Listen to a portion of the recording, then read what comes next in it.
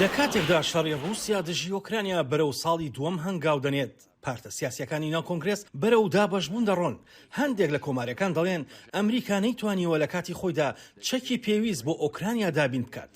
ئەم دوو دڵیە تەنها شەڕەکەی درێژ کردوێتەوە و تێچووی لە ڕووی دۆلار و زیانی گیانیەوە بەرز کردوێتەوە. پێویستە ئەم شەڕە کۆتایی پێبێت، دەبێت سەرۆکیش ئامادە بێت بۆ ئەوەی چی پێویستە بیکات بۆ ئەوەی ئەم شەڕە بەسەرکەوتن کۆتایی پێ بهێنێت. کۆماریەکانی دیکە بە دەنجی ئەمریکایان ڕاگەیاند ئەمریکا خەرجێکی زۆری لە شەڕەکەدا کردووە. پێم وایە پێویستە پشگیریەکانمان بۆ ئۆکراین کەم بکەینەوە. هەروەها دیموکراتەکان لەسەر چۆنێتی خەرجکردنی ئەو پارەیە ناکۆکن.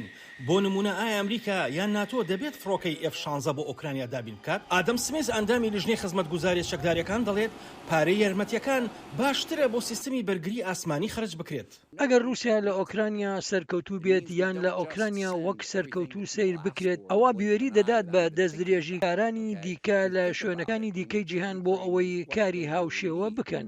لە کاتێکدا هەندێکی دیکە دەڵێن پێویستە ئەمریکا لە ئێستادا فڕۆکەوانە ئۆکرانیەکان لەسەر فڕۆکەی F-16 ڕابهێنێت. با سەرەتا ڕاهێنانیان پێ بکەین و بەهانەیەکی باش ببەخشین بە ئەمریکا و هاوپەیمانەکانمان لە ناتۆ بۆ ئەوەی دواتر ئەو بڕیارە بدەن ئەگەر بیانەوێت.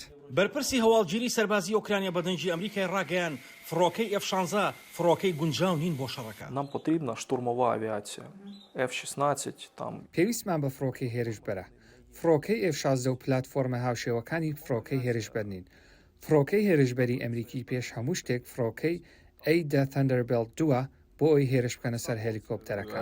لەگەڵ بەردەوامبوونی شەڕەکەدا بەرپرسانی ئیداری ئەمریکا دەڵێن نیگەرانی ئەوەن چەکی نوێ بخەنە ناو شەڕی ئۆکرانیاوە لە هەمان کاتدا لە نوێکردنەوەی چەک و تەقەمەنەکاندان بۆ ئەوەی کاریگەرترین چەک لە بەرەکانی شەڕدا دابین بکەن. ئەگەر رووسیا لە ئۆکرانیا سەرکەوتوو بێت یان لە ئۆکرانیا وەک سەرکەوتوو سیر بکرێت، ئەوە بوێری دەدات بە دەستدرێژی کارانی دیکە لە شوێنەکانی دیکەی جیهان بۆ ئەوەی کاری هاوشێوە بکەن. ئەمە یەکێکە لەو هۆکارە گرنگانەی کە بەرپرسانی ئەمریکا بەڵێن دەدەن پشگیری ئۆکرانیا بکەن بۆ تا ئەو ماوەی کە پێویستە. ئاسۆ جەبار بۆ راپۆرتی کارلاباب دەنجی ئەمریکا واشنگتن.